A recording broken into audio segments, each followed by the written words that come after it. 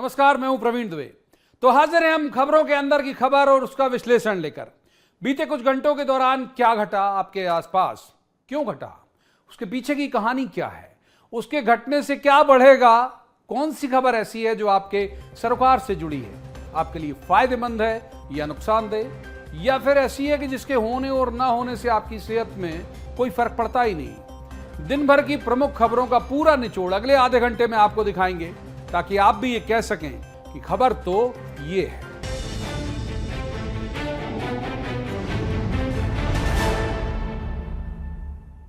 तो आज जिन खबरों पर हम चर्चा करेंगे उनमें पहली खबर है अन्नदाता को प्रणाम, दूसरी खबर है अफसरशाही को ना, तीसरी खबर है सिंहस्थ का मेगा प्लान, चौथी खबर है दूध का उबाल, पांचवी खबर है बादलों का तांडव, छठी खबर है ये कैसा इश्क है, और सातवीं खबर है मौत का खेल।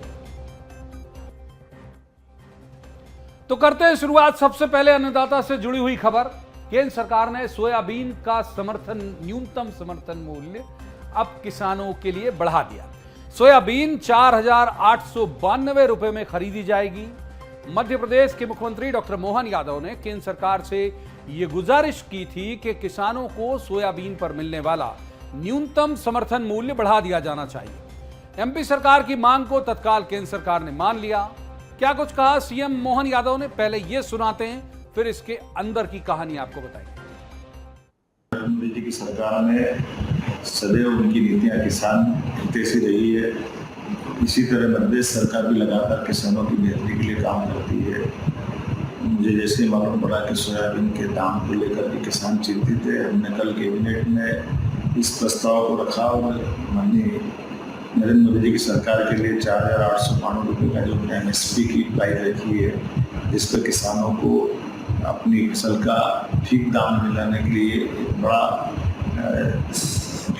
उत्साहजनक थोड़ा सा रेट है। इस नाते से जब एक प्रस्ताव भेजा गया तो कल ही भेजा प्रस्ताव आज मंजूर हो गया है। मैं माननीय नरेंद्र मोदी जी प्रधानमंत्री को आभार मानता हूँ, माननीय कृषि मंत्री, माननीय वाणिज्य मंत्री, सभी का आभार मानता हूँ। इसमें किसानों के लिए बड़ी राहत दी है।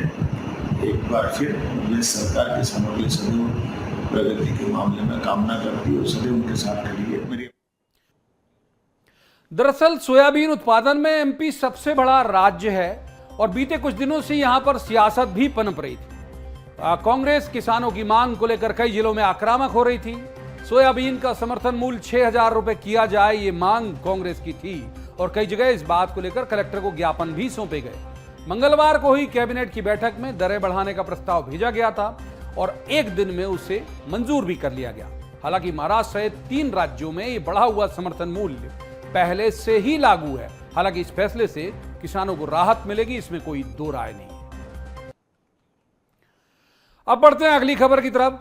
अगली खबर सियासी है, वो भी कैबिनेट में ही स्वीकृत हुई है। एमपी सरकार के जितने भी निगम मंडल हैं वे अब अधिकारियों के अधीन ना होकर मंत्रियों के अधीन काम करेंगे। यानी जितने भी निगम मंडल हैं, मसलन पर्यटन विकास निगम पर्यटन मंत्री के अधीन होगा, गौ संवर्धन बोर्ड पशुपालन मंत्री के अधीन होगा।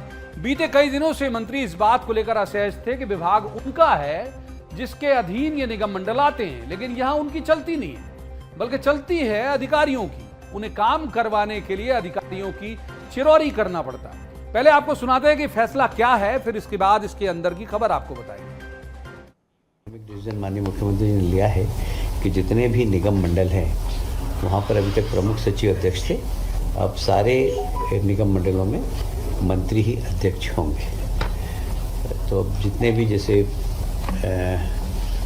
मैं यदि मेरे यहाँ कहूँ तो हाउसिंग बोर्ड के हमारे अभी तक प्रमुख सचिव अध्यक्ष थे, आज से माननीय मुख्यमंत्री जी के निर्देश पर मैं अध्यक्ष रहूँगा उसका। इस फैसले को आप half glass empty half glass full की तरह परिभाषित कर सकते हैं। मंत्री तो गदगद हो सकते हैं कि उनके काम का और अधिकार का दायरा बढ़ गया, अब सारे निर्णय वे स्वेच्छा से ले सकते हैं। ये आधा भरा हुआ गिलास हुआ। अब बात करें आधे खाली गिलास की, तो निगम मंडल की नियुक्तियां सत्तारूढ़ पार्टियां अपने समर्पित कार्यकर्ताओं को उपकृत करने के लिए करती।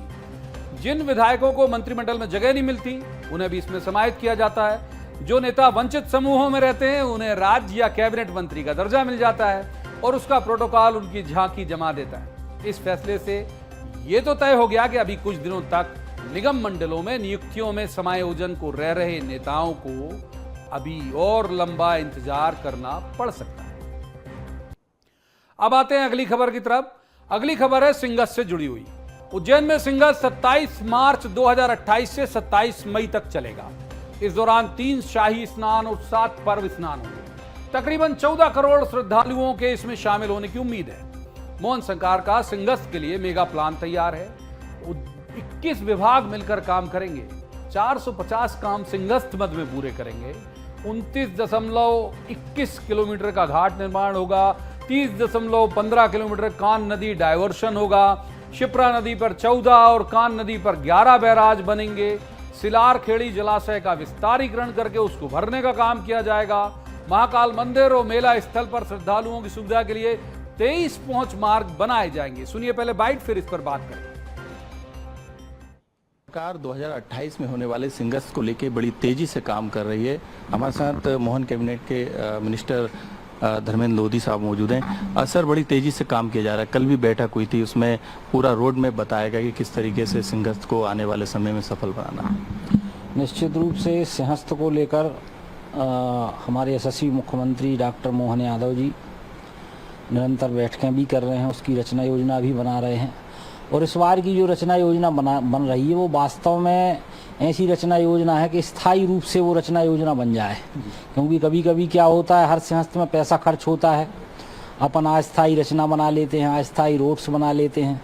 तो चूंकि हर 12 साल में सिंहस्थ लगना है, तो यशस्वी मुख्यमंत्री ने कहा है कि भाई पैसे का दुरुपयोग ना हो, एक बार जो भी रचनाएं हैं स्थायी रचनाएं बन जाएं, हर समाज का एक भवन बन जाए, साधु संतों को रुकने के लिए स्थान बन जाए। और इस बार का जो सिंहस्थ है वो दिव्य और भव्य होने जा रहा है, क्योंकि उसकी तैयारियों में हमारे यशस्वी मुख्यमंत्री डॉक्टर मोहन यादव जी और हमारी सरकार निरंतर जुटी हुई है और इसके लिए हम सब लोग निरंतर काम कर रहे हैं। कनेक्टिविटी काफ़ी महत्वपूर्ण है। ऐसे में परिवहन को लेके, चाहे मेट्रो को लेके, वो भी शुरुआत कर रहे हैं और इंदौर संभाग को भी उज्जैन संभाग के साथ कनेक्ट कर रहे हैं, ताकि जो अब तक के सिंगस हुए उसमें सबसे बड़ा सिंगस इस बार हो सके। निश्चित रूप से कनेक्टिविटी को लेकर भी काम किए जा रहे हैं और अभी बैठक हुई जिसमें कनेक्टिविटी के लिए 7 मंत्रालयों के मंत्रियों ने भाग लिया और उसमें संयुक्त रूप से जो PWD का काम है वो करेंगे। जो पर्यटन का काम है वो पर्यटन और संस्कृति मंत्रालय करेगा। पुरातत्व का काम हम करेंगे। तो हर दिशा और नगरीय विकास मंत्रालय भी है इसमें शामिल है। तो कहने का तात्पर्य कि हर मंत्रालय अपना अपना इसमें योगदान देगा और निश्चित रूप से आने वाला जो महाकुंभ है वो ऐतिहासिक भी होगा, दिव्य और भव्य भी होगा। और आने वाले महाकुंभ की पूरे देश में ही नहीं अब तो पूरे विश्व में चर्चा भी होगी। बिल्कुल ऐतिहासिक किस तरीके से बनाया जाए, इस पर आज सबसे बड़ा प्लान तैयार किया है। कैमरामैन सेलन के साथ मनोज राठौर, BSTV भोपाल। सिंगस सिर्फ एक धार्मिक आयोजन नहीं होता, बल्कि देश का सबसे बड़ा आयोजन होता है। लोगों की व्यवस्थाएं चाक चौबंद रहें, सुरक्षा व्यवस्था बेहतर रहे, ये बहुत बड़ी चुनौती होती है। उज्जैन मुख्यमंत्री डॉक्टर मोहन यादव का गृह जिला भी है, तो हर बार की अपेक्षा जितनी रहती थी उससे ज्यादा सुविधाओं की उम्मीदें लोगों को होंगी, क्योंकि सीएम वहीं से आते हैं। कुछ दिनों पहले भी मुख्यमंत्री ने अनाउंस किया था कि सिंगस से पहले इंदौर उज्जैन मेट्रो भी शुरू हो जाएगी। शिप्रा नदी को साफ सुथरा रखना भी सरकार की बड़ी चुनौती होता है। इसके लिए शिप्रा नदी में निरंतर जल प्रवाह के विस्तारीकरण का काम भी किया जाएगा और नदी के तट पर 30 किलोमीटर लंबे घाट और पहुंच मार्ग भी बनाए जाएंगे। और अब बढ़ते हैं अगली खबर की तरफ। अगली खबर है MP के सबसे बड़े दूध के ब्रांड सांची के उद्धार की। सांची अभी बहुत घाटे में चल रहा है। लगातार दूध के दाम बढ़ाए भी नहीं जा सकते, क्योंकि जनता उसके खिलाफ मुखर हो जाती है। अब तय किया गया कि NDBB यानी नेशनल डेयरी डेवलपमेंट बोर्ड इसे अधिग्रहित कर लेगा। वर्तमान में सांची, भोपाल, इंदौर, ग्वालियर, जबलपुर, सागर और उज्जैन दुग्ध संघ का संचालन कर रहे हैं। NDDB के अधिकारी बीते 1 महीने से सभी 6 दुग्ध संघों का निरीक्षण कर रहे हैं। सांची दुग्ध संघ की कार्यप्रणाली को समझ रहे हैं। जाहिर है कि अगर टेक ओवर करेंगे तो पहले समझेंगे। मध्य प्रदेश में सांची दुग्ध संघ के बेहतर संचालन के लिए NDDB और MPCDF के बीच अनुबंध भी हो चुका है। सहकारिता के क्षेत्र में भी काफ़ी काम की गुंजाइश है और ख़ास करके पशुपालन और दूध उत्पादन को लेकर के हमारे पास नेशनल डेयरी डेवलपमेंट बोर्ड के माध्यम से सहकारिता के लिए एक बड़ा स्कोप है। खास करके उपभोग के साथ साथ फूड इंडस्ट्री में बढ़ावा देने की दृष्टि से दूध इंडस्ट्री को बढ़ावा देने के लिए कल ही नेशनल डेयरी डेवलपमेंट बोर्ड के साथ स्टेट गवर्नमेंट ने MOU किया है और जिसके माध्यम से मध्य प्रदेश में दूध उत्पादन को बढ़ावा देते हुए किसानों की आय बढ़ाने के लिए एक MOU हुआ है और इसमें भारत सरकार लगातार मदद करेगी, जिसके माध्यम से 11,000 गाँवों के अंदर किसानों की दूध की कीमत भी उचित मिलेगी और दूध के माध्यम से उनकी आर्थिक संपन्नता की दिशा में ठोस कदम होगा। मुख्यमंत्री खुद भी गौपालक हैं। वे समझते हैं कि पशुओं को चारा सहित बाकी उनका भोजन, मतलब जो भी गायों को खिलाया जाता है, वो कितना महंगा हो गया है। उस तुलना में दूध के दाम उन्हें संतुलित रखने, दुग्ध संघ को भी फायदे में लाना है। केंद्र सरकार यदि मदद के लिए आएगी तो फायदा संघ को होगा ही, लेकिन एक आशंका भी बलवती हो रही है कि कुछ कर्मचारियों की छटनी यानी उन्हें VRS भी दिया जा सकता है। ये है एक अनुबंध की कॉपी जिसमें सारे तथ्य लिखे गए हैं और सारी शर्तें लिखी गई हैं। उसके मुताबिक अभी देख के तो लग रहा है कि हाँ ठीक है कि अभी हमारा प्रोडक्शन भी कम है और उस तरह से फायदा भी किसानों को नहीं होता।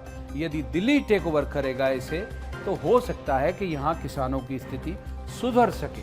आकलन करेंगे हम तब जब ये वाकई अमल में आए। अगली खबर है मौसम के बदले हुए मिजाज की। मौसम विभाग ने बुधवार को विदिशा, रायसेन, सीहोर, नर्मदापुरम, हरदा, गुना, अशोकनगर, डिंडोरी तेज बारिश का रेड अलर्ट जारी किया था।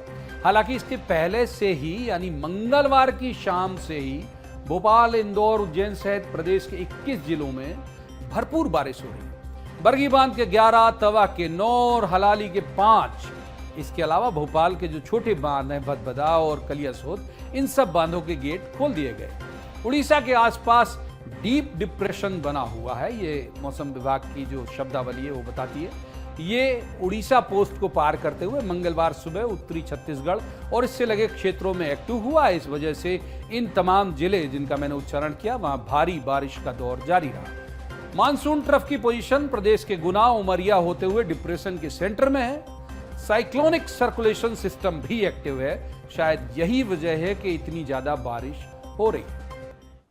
भोपाल में बीती रात से लगातार हो रही बारिश की वजह से जो डैम है उनके गेट को खोला गया। आप देख सकते हैं भदभदा डैम का गेट है जो इसे खोलने का काम किया गया, क्योंकि जो बारिश है वो लगातार रुक रुक कर हो रही है और कल रात से तेज बारिश के कारण जो गेट थे, चाहे वो कलियासोत का हो या भदभदा हो, इन दोनों डैम के गेटों को खोला गया, क्योंकि यहाँ पर जो डैम है वो लबालब भर चुके थे और यही कारण है कि भदभदा डैम को खोलने का काम और कलियासोत के गेटों को खोलने का काम जो है प्रशासन के द्वारा किया गया। भारी बारिश को लेके राजधानी भोपाल में अलर्ट है। पूरे मध्य प्रदेश में अधिकांश जिलों में इसी तरीके से बारिश लगातार हो रही है और यही कारण है कि अब इससे जन जीवन जो है प्रभावित हुआ है। निचली बस्तियों में पानी भरा। लेकिन दूसरी तस्वीर यहाँ पर दिखाना चाहूँगा कि इस नज़ारे को देखने के लिए यहाँ पे लगातार जो भोपाल के जो लोग हैं वो यहाँ पर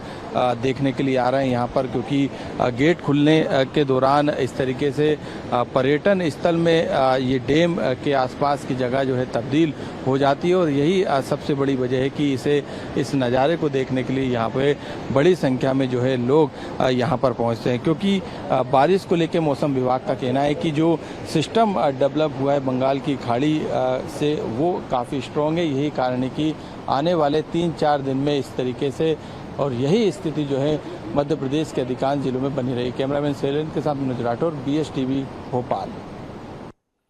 बिल्कुल सही बात कह रहे थे हमारे सहयोगी मनोज राठौर। ये बात सही है कि शहर कोई भी हो, किसी भी शहर में हो आप और किस देश के किसी भी हिस्से में, बांध के गेट जब खुले जाते हैं तो चाहे वो तबाही ला रही हो बाढ़, चाहे वो बारिश तबाही ला रही हो, लेकिन लोगों को देखने में बहुत अच्छा लगता है। और केवल वहां मौजूद रह के देखने में नहीं, बल्कि जब उसे आप सोशल मीडिया में भी देखते हैं या टीवी में भी देखते हैं तो एक बहुत अच्छी तस्वीर, मतलब बारिश कहीं पर तबाही ला देती है और कहीं पर उसकी जो तस्वीरें हैं वो बड़ी मनभावन लगती है। मौसम विभाग की माने तो 12 सितंबर यानी कल तक ऐसे ही हालात रहेंगे और उसके बाद सिस्टम कमजोर हो जाएगा। तरबतर होने से शायद आपको राहत मिलेगी, मगर इसमें कई जगह से ऐसी तस्वीरें भी आ रही हैं कि जान जोखिम में डालकर लोग उफनती नदी के पुल को या तो खुद से पैदल या अपने वाहनों के साथ पार कर रहे हैं। ये जानलेवा साबित हो सकता है, इससे बचना चाहिए। कई शहर ऐसे हैं जहां से ऐसे एक्सीडेंट की खबरें आ रही हैं। बहुत सारे वीडियो आज आपको VSTV ने भी दिखाया होगा कि बहुत जगह बस के ड्राइवर जो हैं वो भी उफनते हुए पुल के ऊपर से अपनी गाड़ी ले जाते हैं। तो ध्यान रखिएगा कि ये हीरोगिरी जो है वो आपको थोड़ा सा माइलेज दिला सकती है, आपकी इमेज में आप अपने खुद के सामने बड़ा शूरवीर बन सकते हैं, लेकिन जो सवारियां उसमें बैठी हैं अगर एक चूक होगी तो उन सब की जान पे बन जाएगी। लिहाजा ऐसी हरकतों से बचना ही चाहिए। तो अब अगली दो खबरें जो हम आपको बता रहे हैं वो डराने वाली हैं। दोनों का ताल्लुक मानसिकता के या तो विकृत होने से है या फिर क्रूरता के चरम से है। और हैरानी की बात यह है कि हमारे समाज में ही ऐसी घटनाएं घट रही हैं। मानस कितना विकृत हो सकता है, या मानस कितना असुरक्षित या डरा हुआ हो सकता है, या फिर हम कैसे अपनी कमान किसी दूसरे व्यक्ति को दे देते हैं, इन खबरों से आप बहुत बेहतर तरीके से देखेंगे। पहले जिक्र करते हैं राजगढ़ जिले की ब्यावरा की एक खबर। यहां पर एक महिला कांस्टेबल ने एक सब इंस्पेक्टर को हाईवे में कुचलकर मार दिया। पल्लवी सोलंकी नाम की कांस्टेबल ने दीपांकर गौतम नाम के सब इंस्पेक्टर की बाइक को पहले टक्कर मारी, फिर उसे बहुत दूर तक घसीटते हुए ले गई। हालांकि उनकी मौके पर ही लगभग मौत हो गई थी, लेकिन जाहिर बात है कि पुलिस के बाकी लोग आए, उन्हें भोपाल रेफर किया गया। भोपाल के एक हॉस्पिटल तक, प्राइवेट हॉस्पिटल तक जब तक वो पहुंचते तो एक तरह से यहां पर सिर्फ डिक्लेयर हुआ कि उनकी मौत हो गई। जो खबर सामने निकल कर आई उसके मुताबिक पल्लवी का अपने बॉयफ्रेंड करण ठाकुर से ब्रेकअप हुआ। अब करण ठाकुर क्या थे इसकी बहुत जानकारी अभी तक तो नहीं आ पाई, लेकिन ब्रेकअप हुआ। उसके बाद वो शादीशुदा दीपांकर के प्रेम में पड़ गई। बाद में पुराने प्रेमी से भी समझौता हो गया, तो अब उन्हें लगा कि अब दीपांकर जो कि सब इंस्पेक्टर थे उन्हें छोड़ना चाहिए। जाहिर बात है कि दीपांकर क्यों छोड़ना चाहते अपनी ताजी नई नवेली गर्लफ्रेंड को, तो विवाद शुरू हुआ। विवाद ऐसा हुआ कि ये खूनी खेल खेलने को उसने विवश कर दिया। पहले आपको घटना पूरी सुनवाते हैं और फिर इसकी और डिटेलिंग करेंगे। खन्ना मार्केट के पास ब्यावरा के पास में SI दीपांकर गौतम का एक्सीडेंट हो गया है और उस गाड़ी को उनको एक नीले कलर की कार ने टक्कर मारी है। मैं तत्काल उनको वो हॉस्पिटल ले गए और वहाँ से भोपाल रेफर कर दिया हमने। वहाँ उनकी मृत्यु हो गई। उस कार में एक महिला पुलिसकर्मी उसमें बैठी हुई थी। हम उनसे बातचीत कर रहे हैं कि देखिए टक्कर का क्या कारण है, टक्कर कैसे लगी। ये जो आपने अभी बाइट सुनी पुलिस के अधिकारी की, ये पुरानी है। पुरानी यानी ज़्यादा पुरानी नहीं। पहले वो खुद भी मुतमईन होना चाहते थे कि क्या ये वाकई मर्डर है, क्या वाकई उन्होंने सासय कुचला है। रात अंधेरो एक बड़े मशहूर शायर होते थे, उनके शेर का एक पहली लाइन पढ़ूंगा क्योंकि शेर वो बहुत उम्दा लिखते थे, और अगर मैं पूरा शेर मुकम्मल करूंगा तो उसके मायने बदल जाएंगे। सिर्फ पहली लाइन पढ़ूंगा कि उसकी कत्थई आंखों में है जंतर मंतर सब, चाकू वाकू छुरियां वुरियां खंजर वंजर सब। तो ये खंजर था। ये अब ये इश्क का कौन सा स्वरूप है।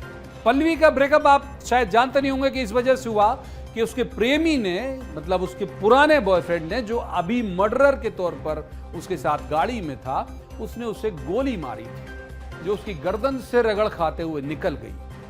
उसी प्रेमी के पास वो न केवल दोबारा वापस गई बल्कि उसने हत्या करने जैसा कदम भी उठा लिया। कुचल के मारने जैसा, अभी मुझे ठीक नहीं पता कि हत्या का मामला रजिस्टर हुआ है या नहीं, लेकिन कुचल कर मारने जैसा उसने कदम उठा लिया।